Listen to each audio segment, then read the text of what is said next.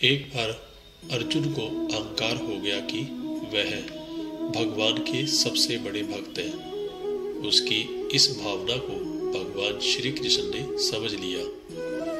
अर्जुन के अहंकार को तोड़ने के लिए एक दिन भगवान उन्हें अपने साथ घुमाने ले गए। भ्रमण करते समय उन दोनों की मुलाकात एक गरीब ब्राह्मण से हुई। उस ब्राह्मण का व्यवहार थोड़ा विचित्र था। वह सूखी घास खा रहा था और उसकी कमर में एक तलवार लटक रही थी। अर्जुन हैरान हो गए। उन्होंने उस ब्राह्मण से पूछा, आप तो अहिंसा के पुजारी हैं। जीव हिंसा न हो इसलिए सूखी घास खाकर अपना गुजारा करते हैं, लेकिन फिर हिंसा का यह साधन तलवार आपके साथ क्यों है? यह प्रश्न सुनकर ब्राह्मण ने जवाब दिया, मैं कुछ लोगों को दंड देना चाहता हूं। अर्जुन ने उत्सुक होकर फिर प्रश्न किया, हे महात्मन, आपके शत्रु कौन है?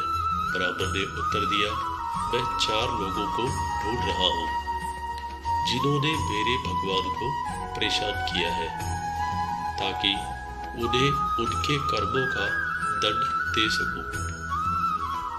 अर्जुन ने फिर पूछा, वे 4 लोग कौन हैं? ब्राह्मण ने कहा, सबसे पहले तो मुझे नारद की तलाश है। नारद मेरे प्रभु को विश्राम नहीं करने देते, हमेशा भजन कीर्तन कर उन्हें जगाए रखते हैं। उसके बाद मैं द्रौपदी से भी अत्यंत नाराज हूं। उसने मेरे प्रभु को ठीक उसी समय पुकार लिया जब वह भोजन करने बैठे थे।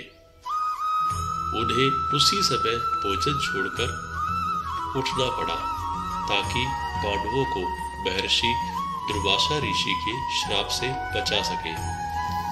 इतना ही नहीं, द्रौपदी ने मेरे आराध्य को झूठा भोजन खिला दिया था। अर्जुन ने पूछा, आपका तीसरा शत्रु कौन है? ब्राह्मण ने उत्तर दिया, वह है हृदयहीन प्रहलाद।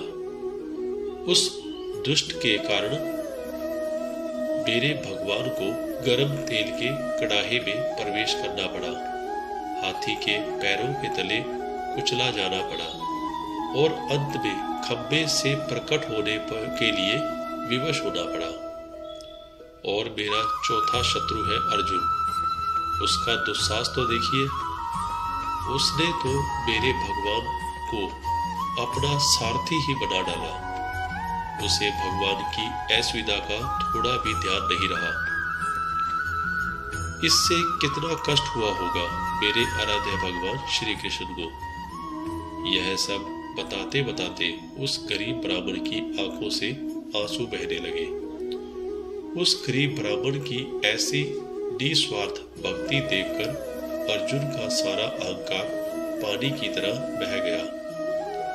उन्होंने भगवान श्री कृष्ण से क्षमा मांगते हुए कहा, मेरी आंखें खुल गई प्रभु। इस जगत में न जाने आपके कैसे कैसे अद्भुत भक्त हैं।